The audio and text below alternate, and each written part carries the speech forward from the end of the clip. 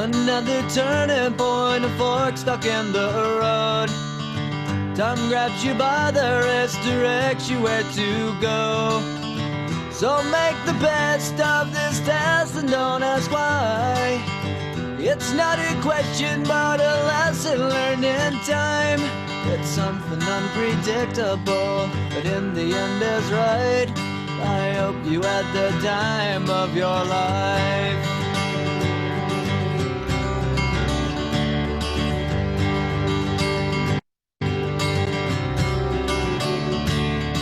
So take the photographs and still frames in your mind, hanging on a shelf in good health and good time. Tattoos and memories and dead skin on trial. For what it's worth, it was worth all the while. It's something unpredictable, but in the end is right. I hope you had the time of your life.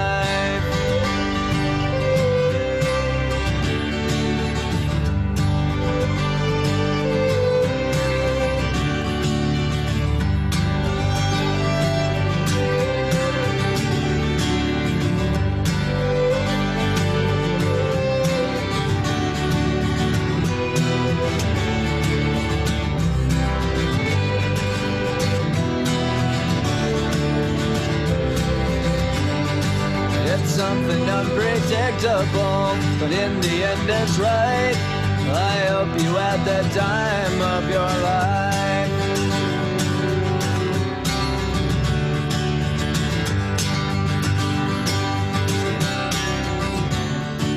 It's something unpredictable, but in the end is right. I hope you had the time of your life.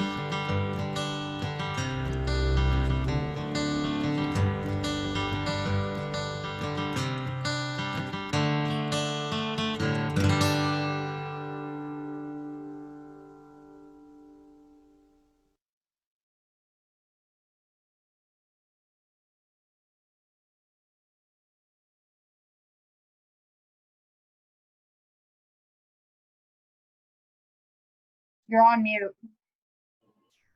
Welcome, everybody. It's nice to see so many faces. That probably won't be the first time someone's suggesting a little technical adjustment. While we're waiting for others to arrive, I have a short video that was put together by University Communications. Some of them are English and CHSS, some are other majors, but I think it captures something of the spirit of this season that we want to share.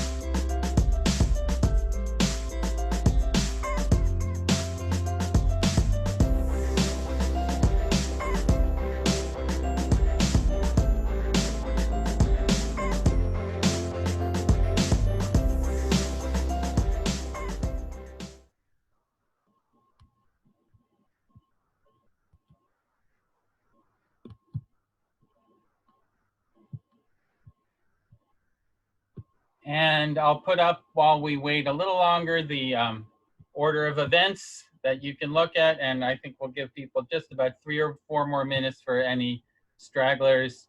And we'll have a little music.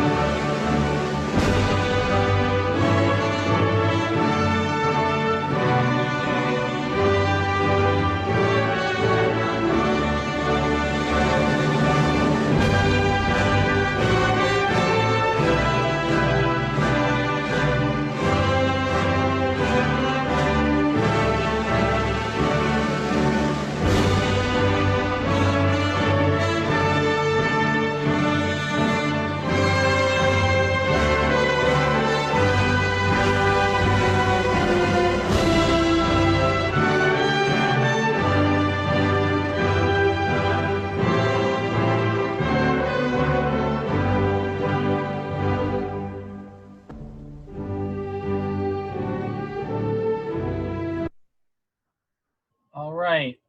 Well, I think we may get started.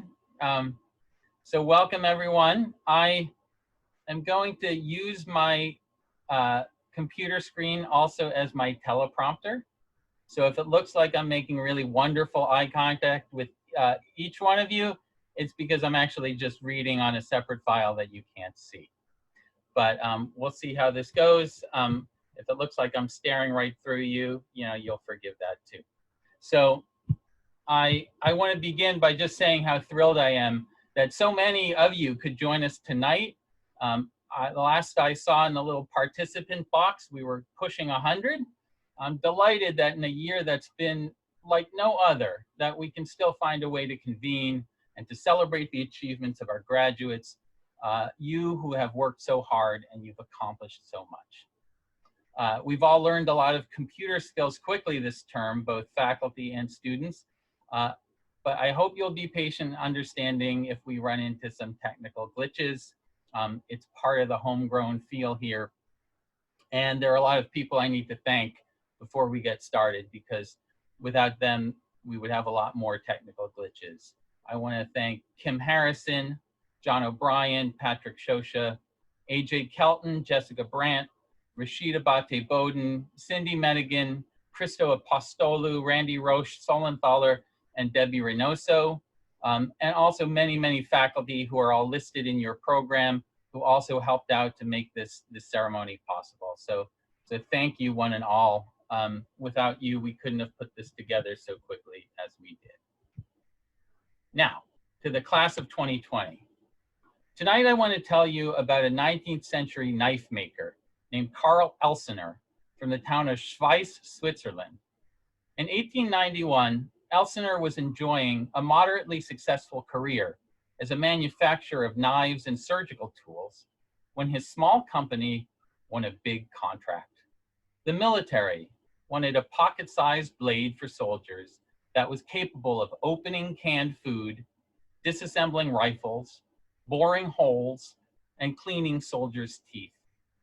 The result, of course, was the first Swiss Army knife, a tool perfectly designed for the infantryman who needed to travel light and to be prepared for any number of obstacles on the front lines. The product was, need I say, a huge success, and future versions were loaded up with more and more blades, tools, and gadgets. Today, you can get one with a barometer, a hacksaw, a pharmaceutical spatula, a wire cutter, and a USB port. The Victorinox company, and you know their logo, I think you can see that, is worth over $300 million and produces over 100,000 knives a day. But this is the English department, where we care about language. That means that for us, even more remarkable than the success of the Swiss Army knife as a product is its success as a metaphor. A Swiss Army knife now refers to any versatile, convenient, multi-purpose tool, instrument, or person, often in a small package. Football fans use the term for the rare all-around player who can run, catch, return punts, even throw an occasional pass. Volkswagen marketed its Golf as the Swiss Army knife of cars, equally useful for the starts and stops of city driving or the excitement of tight turns on mountain roads. Some cognitive scientists believe that the human mind is structured like a Swiss Army knife, with a varied array of tools and functions that can be taken out and put away as needed for the task at hand. So, why am I telling you this? I'm telling you this because tonight, graduates, we are giving you all, each and every one of you, your own Swiss Army knife. And that Swiss Army knife is your English degree. So I don't need to tell you, amid this pandemic, which has prevented us from sharing handshakes and hugs tonight, that you're entering a world that's much more unpredictable than the one Swiss soldiers faced in 1890. You're embarking on a journey in which you will probably have not one career, but several, in which you will hold jobs that have not even been imagined yet. And it's not only the job market that's uncertain today, it's the fate of our economy, our society, our democracy, even our planet. But we take heart this evening in reminding ourselves that the moment of graduation has always been an uncertain time. Whether we've admitted it or not, the future has always been a great unknown. Through the ages, every young graduate who has shaken his or her or their magic 8-ball has seen the same answer float to the top. Reply hazy, try again. To the class of 2020, I say, you are not the first to climb a mountain, only to behold a great valley spreading out below, shrouded in mist. As you descend into that valley, an ever-changing landscape will present you with challenge and excitement, with danger, with surprise, with reward. There's no clearly marked trail. You must blaze your own. You will need to travel light. You will require, in one small package, the tools to open cans, clean rifles, scale fish, trim your toenails, maybe even take down a caribou or hotwire a Humvee. That's what your English degree is for, metaphorically speaking, of course. Now, some fields of study teach you a particular skill. They can make you very good at that one single skill. But if you realize in 5 years that you don't love that skill, or if all the jobs doing that skill are sent offshore or given over to robots, well, you're out of luck. Your English degree, however, folds up neatly in your pocket and travels with you wherever you go. Equipped with your English degree, you can drill deep into primary sources with your research tools. You can measure the validity of the evidence with your reading tools. You can hammer out an argument with your writing tools. As you advance in your life and career, you, English majors, will solve problems. You will appreciate nuances. You will tell good stories. You will learn and you will teach. When public discourse becomes strident, you will inform the discussion with your thoughtful study of race, gender, and sexuality. Having read the stories of the downtrodden and the distraught, you will speak out in clear, eloquent prose. When others are stuck arguing in circles, You will use your creative capacities to imagine a future and better world. In your personal life, you will find that the poets, dramatists, and novelists you've studied will be there for you in times of need.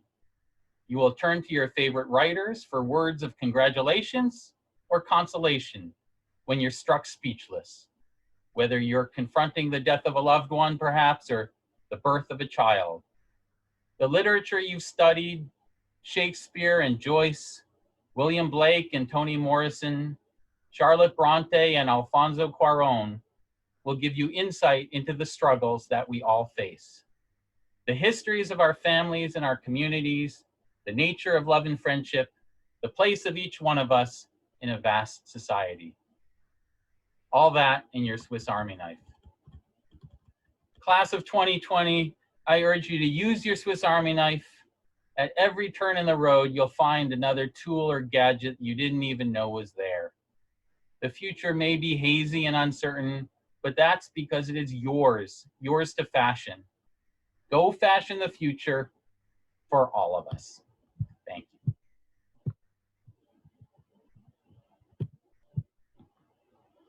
And I'm guessing you can hear me because my mic is still on. That's good. So our next speaker is Nelson Vazquez. Nelson, you ready? And delighted to introduce Nelson. Thank you, Nelson, whenever you're ready. I'm delighted for you to have me. Thank you so much. Everybody can hear me, right? Okay. I'd like to start by saying thank you to the English department for organizing this event because we needed it.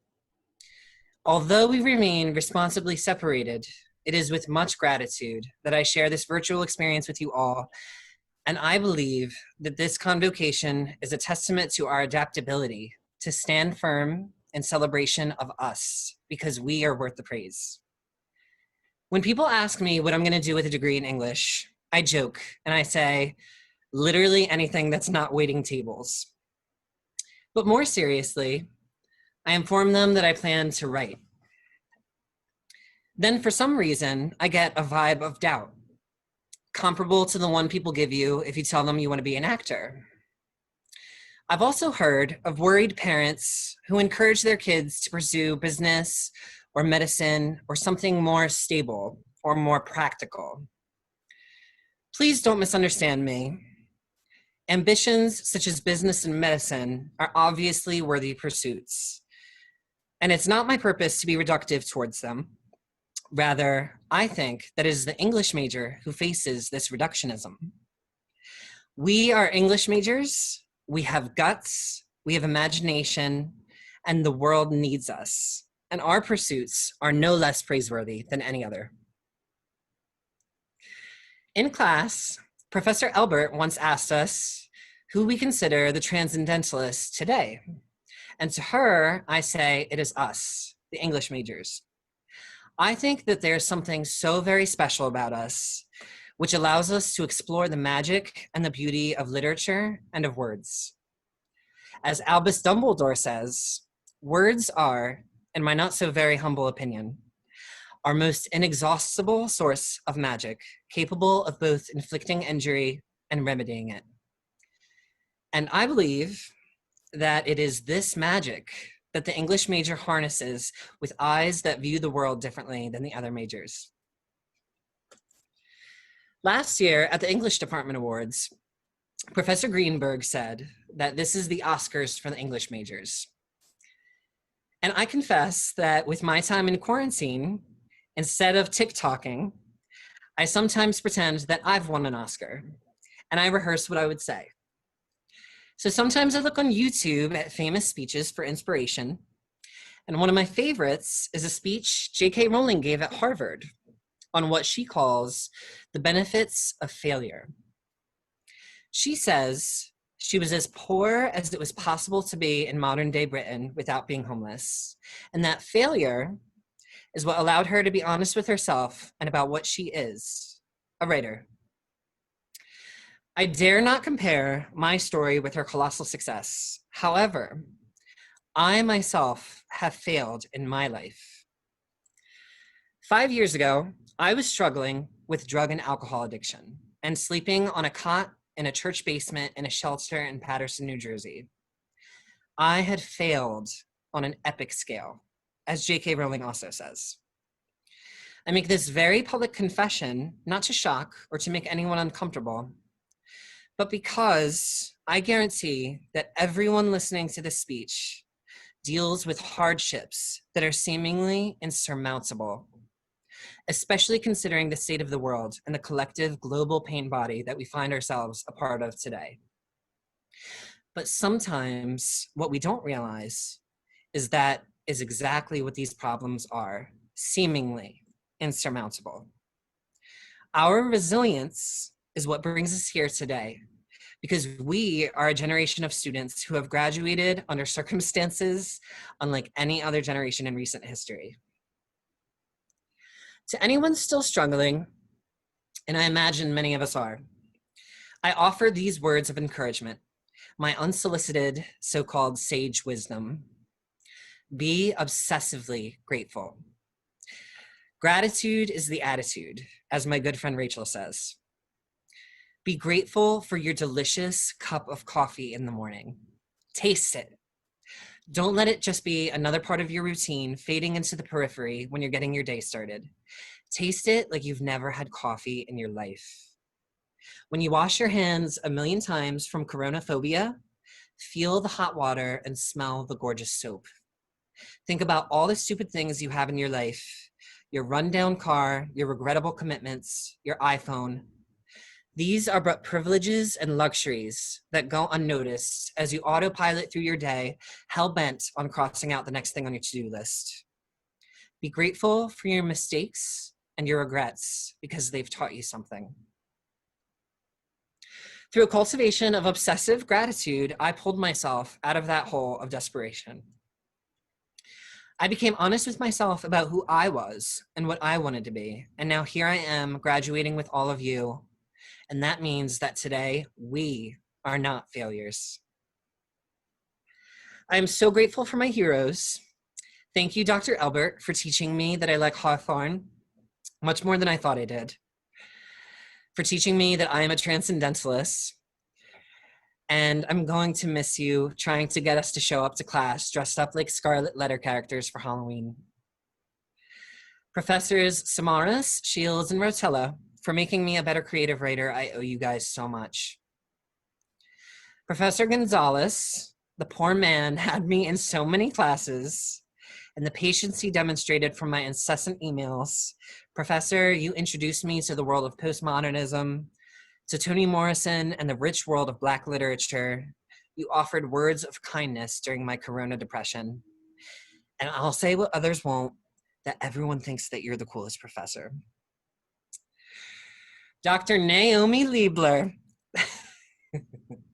out of all the professors, you taught me guts. You challenged me. You showed me that I have the guts to meet your challenges.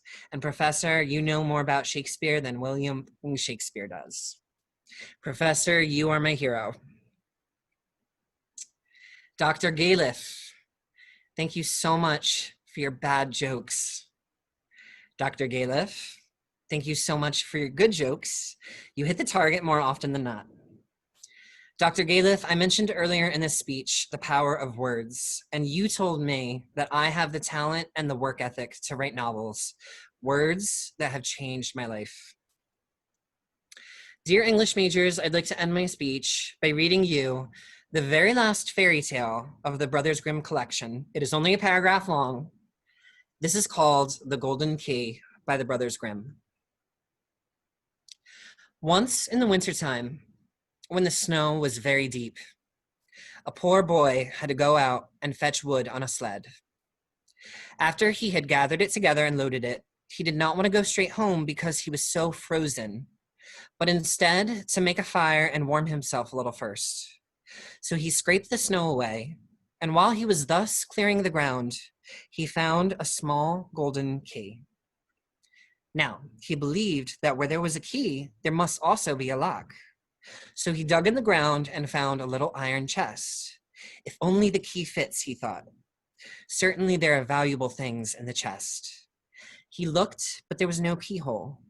Finally, he found one, but so small it could scarcely be seen. He tried the key, and fortunately it fitted. Then he turned it once, and now we must wait until he has finished unlocking it and has opened the lid. Then we shall find out what kind of wonderful things there were in the little chest. So here are my final thoughts. Be brave, take risks, work hard, and most of all, have fun. Because if you're not doing that, then what's the point? Congratulations, class of 2020. Thank you.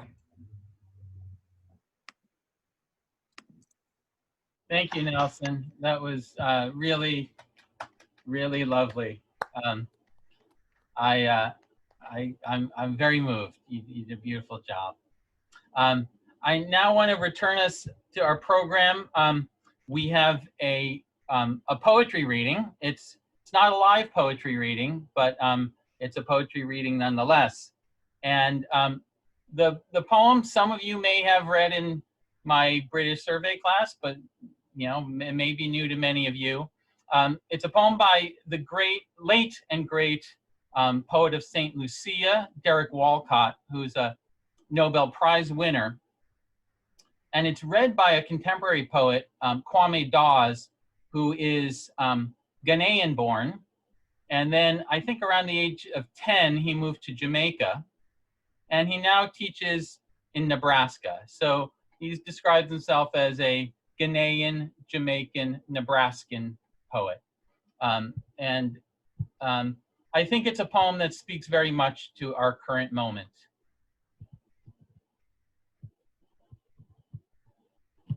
Let me move us along here. Here we go.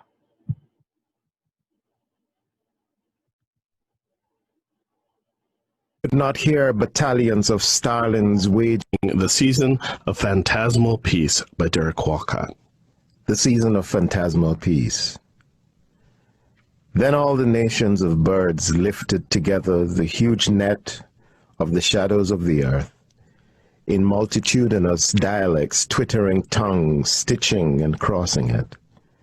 They lifted up the shadows of long pines down the trackless slopes, the shadows of glass-faced towers down evening streets, the shadow of a frail plant on a city sill, the net rising soundless as night, the birds' cries soundless until there was no longer dusk or season, decline or weather, only this passage of phantasmal light that not the narrowest shadow dared to sever.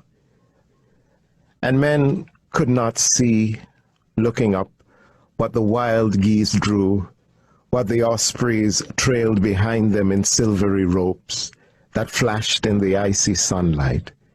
They could not hear battalions of starlings waging peaceful cries, bearing the net higher, covering this world like the vines of an orchard, or a mother drawing the trembling gauze over the trembling eyes of a child fluttering to sleep.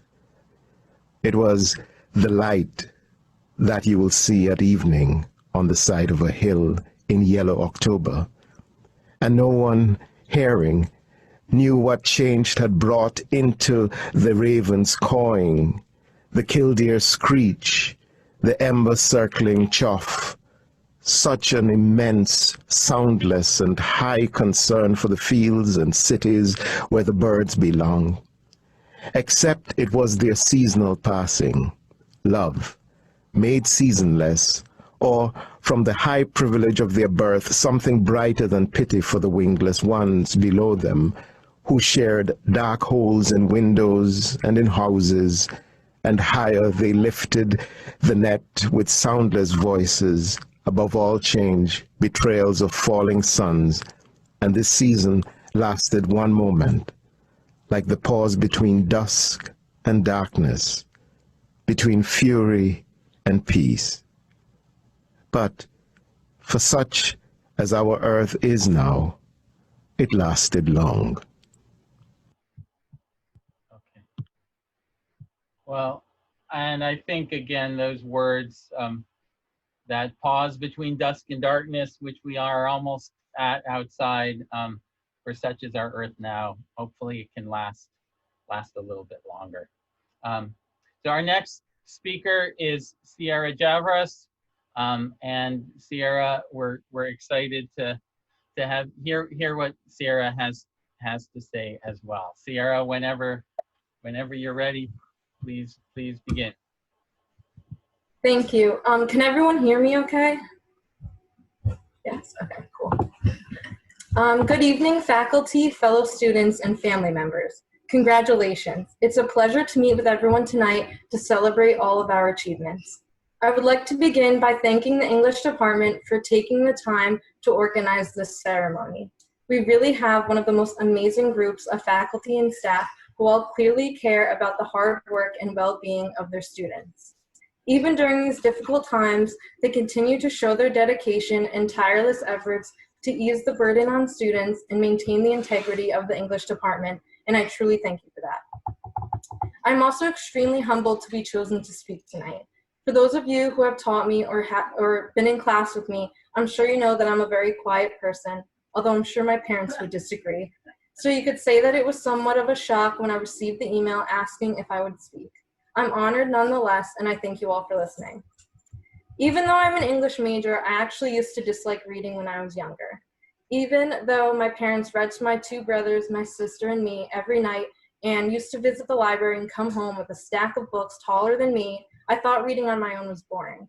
I couldn't really get into any books, and even though I really wanted to be someone who read, it just wasn't happening for me. It wasn't until my mom and sister recommended that I read A Dog's Life by Anne M. Martin, my very first chapter book, as we used to call it, that I actually started enjoying reading. The story was mesmerizing and took me on a journey through the eyes of a stray dog, and I couldn't get over how much it moved me. In fact, I liked the book so much that I read it twice, which was huge for me. Fast forward years later, and who knew that I'd read Jamaica Kincaid's The Autobiography of My Mother 4 different times and write 4 drastically different papers on it. But anyway, my love for reading continued in middle school when I started getting into book series like Percy Jackson and The City of Bones, but it really hit its peak in my high school honors and AP classes. It was at that time that books were no longer just characters, settings, and plots, but became something more with added layers that took hard work to uncover. I'm talking, of course, about my introduction to analysis, something I once dreaded but now absolutely indulge in. I remember reading The Scarlet Letter, the very epitome of symbolism, and I just could not wrap my head around how a rose bush could possibly symbolize Hester. It all seemed very mysterious and confusing to me, but at the same time, I was extremely fascinated by all of the possible meanings behind the symbols and at how clever authors could be. It was the same fascination and curiosity that eventually built over the years and made me want to major in English. In my very first college literature course, the fall of freshman year at Montclair State did not disappoint. Not only was it my first English major course, but it was also my first world lit course. 100 Years of Solitude, The Kiss of the Spider Woman, The Autobiography of My Mother, and countless others were crazy, strange works and like nothing I had ever read before. The discussion from the class, the close readings of passages, the arguments over different interpretations, though I myself was a little hesitant to join in, just listening was eye-opening and allowed my mind to get lost in the maze of words and language, to dive into the sea of metaphor and figurative language. I knew I had made the right decision and I couldn't wait to take more classes. And even though I initially didn't enjoy reading, I always loved writing. While I wrote essays in high school and took a creative writing class, I was really able to take my writing to the next level in college. To see how much progress I have made, how much more nuanced and detailed my writing has become is really amazing. My professors have always pushed me to do my best, and my papers and poetry are all that much better because of them. Even though I sometimes have a love-hate relationship with writing, spending hours editing and re-editing and then editing again, at the end of the day, I couldn't imagine a life without it. As a double major in economics as well, I can honestly say that the one thing that makes literature courses so unique is their focus on discussion. There's just something about the bouncing of ideas that fuels the brain and allows for a higher intake of information. I've learned so much in my English courses than I ever thought possible, and not just about books. Learning about the political atmosphere of the slave trade and sugar industry that shaped the writings of the abolitionist movement, the history of ancient Israel that influenced the composition of the Hebrew Bible, the conditions many authors and poets were writing under, and so much more, I have gained so much knowledge about so many different things and have become a well-rounded individual. And as I've now also delved into the world of Master's English courses as part of the English department's 5-year BA/MA program, everything in my undergrad classes has been intensified. The discussion is more intense, the literature is more complex, and I'm learning more than I ever have. As I continue on in my final year as a graduate student, I hope to continue learning and, of course, reading. And I hope to see some familiar faces in my classes as well, hopefully in person. Thank you again to all of the professors for your knowledge and inspiration, and to everyone involved with the English department for making tonight possible. And thank you to my family for giving me the support I've needed these past few years. I owe all of my accomplishments to you. I congratulate all of my fellow students and wish you all good luck in your future jobs, schooling, and lives. We have all worked extremely hard, and I think we all deserve to enjoy our accomplishments and how far we've come these past years. Stay healthy, stay safe, and congratulations.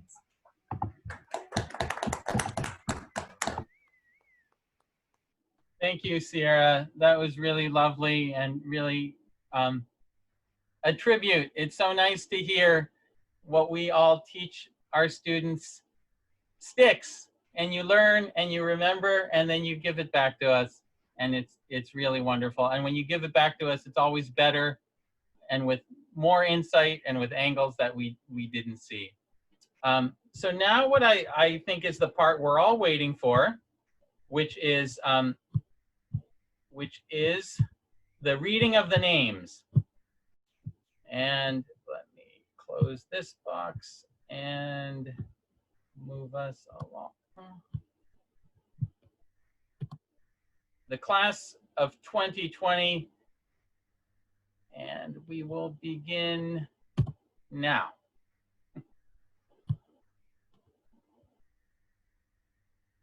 Nora Abdelaziz, Kevin Adame, cum laude, Tyra Addison, Joseph Almonte, Caitlin Alvarez, Cassandra Amaral, Daniela Antunes, Christian Aracapa, Jamalet Banks, Courtney Bartholomew, Shaylee Battle, Stephanie Blackwood, Alexa Borino, Francesca Caliguire, Matthew Cangelosi, Adriana Caraballo, Marlene Cerquiera, Kelsey Clayson, Emmanuel Klass, Christopher Condon, Ashley Costa, Malcolm Crenshaw Ball,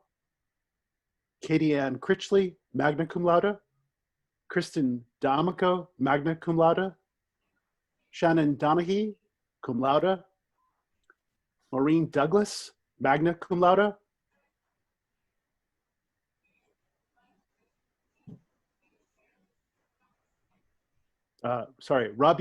Ryan Fabianski, Abigail Fana, magna cum laude, Nicoletta Fischetti, Noel Florio, summa cum laude.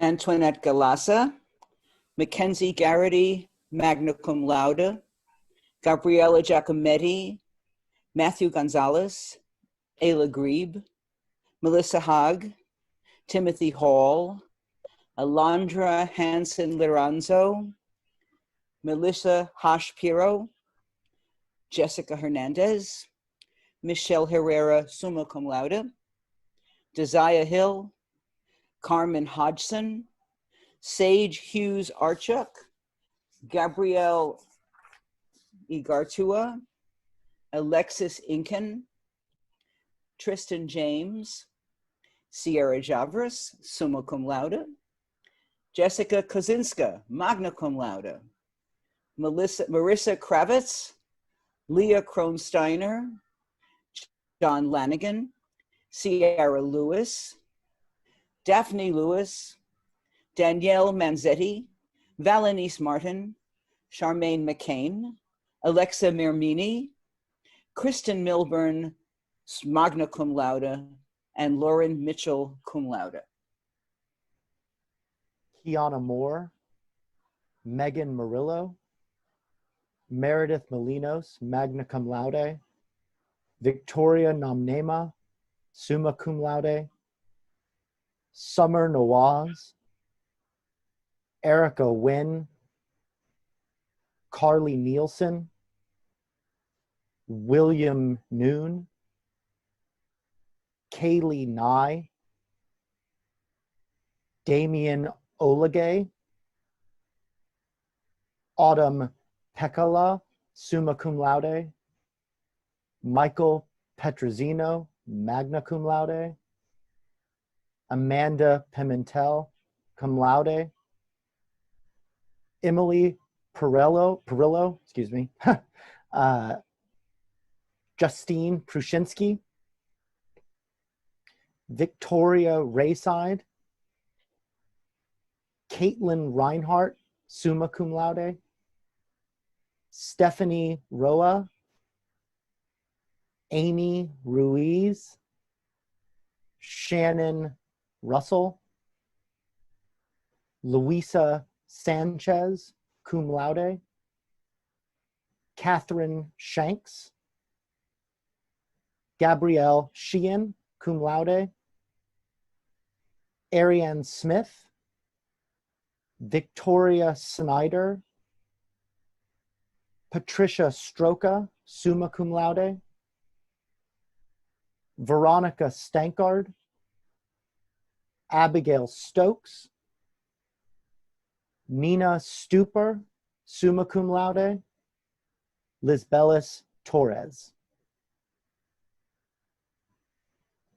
Tinapat Triamat, Allison Van Etten, Nelson Vazquez, Aaron Webb, Jamie Weinstein, Miriam Abdul-Rafiu, Elizabeth Ajoui, cum laude, Jasmine Barber, Cindy Bernard, Marie Esther Ba, magna cum laude, Diana Carcila, Amanda Cristiano, Marissa Cruz, Nigel Dancy, Jeanne Daughtridge, Brianna De Chico, Michelle Dester, summa cum laude, Wende Faria, David Fornare, Alexis Garcia, Yaritza Kraman, Francis Gonzalez, Lauren Guzman, Rebecca Haffelfinger, Paul Henry, Erica Jacobison, Adam Kenter,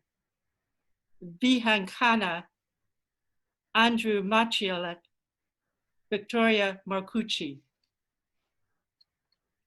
Luke Martino, magna cum laude, Nalani Mercado, Jessica Metcalf, Isabel Moriali, Gabriela Mustica, Laurel Nayak, summa cum laude, Derek Nelson, Belinda Olmo, Luis Paredes, Matthew Penny, Haley Ryder, Kristen Savino, Grace Scarpino, Jessica Schwartz, summa cum laude, Bianca Stevens, Giovanni Strangio, Emily Vega, Casey Walsh, Jack Weiss, and August 2020 graduates, Kristen Benevento, Patricia Carr, Lenita Hill, Rashawn Horn,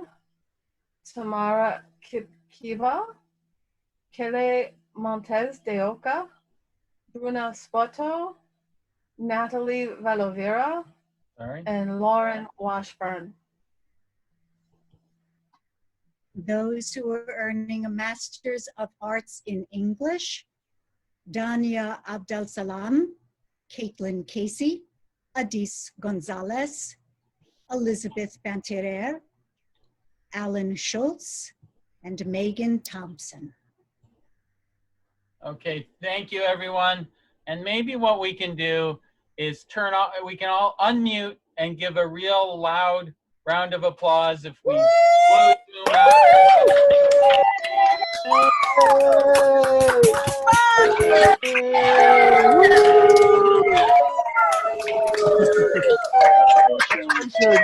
Congratulations, everyone. Thank you, everyone. Thank you.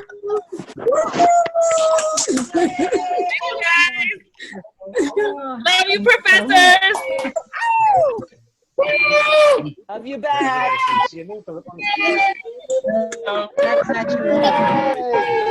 Congratulations.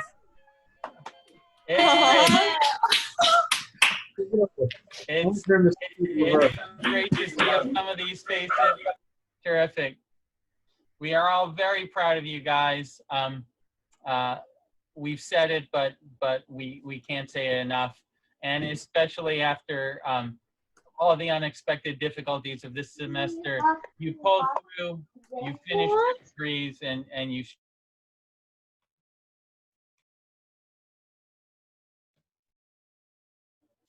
So what I'd like to do before we say goodnight is I want to try something and to see if faculty, I call this a faculty farewell. If faculty can put your cameras on, and if everyone else can put your cameras off, we might be able to get a gallery shot of your faculty waving congratulations to you. So I don't know if this is going to work, but we're going to give it a try.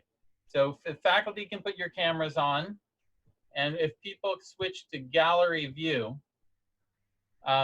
and give a wave or whatever thumbs up, whatever congratulations sign you want. And if you want your screenshot, you know, go ahead. This is what we're here for. Again, graduates, we're just immensely proud of you. I'm so glad so many of you could make it.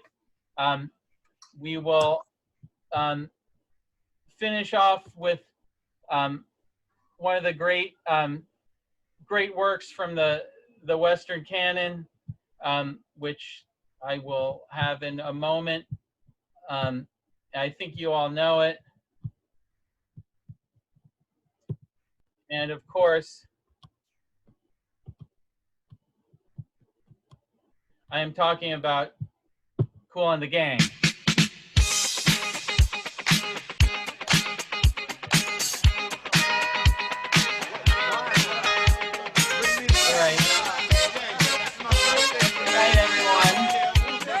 For coming. We're very proud. It's a great night.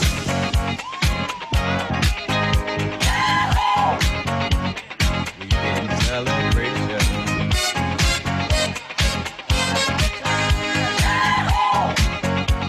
This is your celebration. Celebrate good times. Come on. Let's celebrate.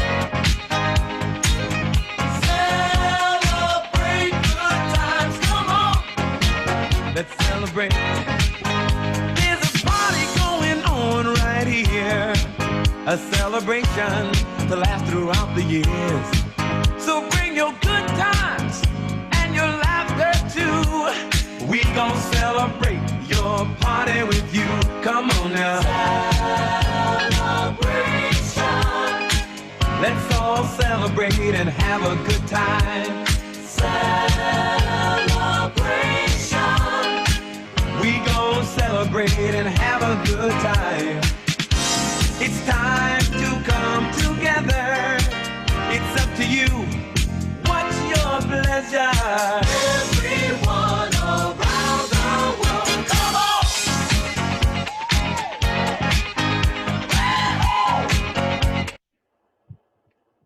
All right, folks. We can do a little more music, but I think, let me see if I could get this for you.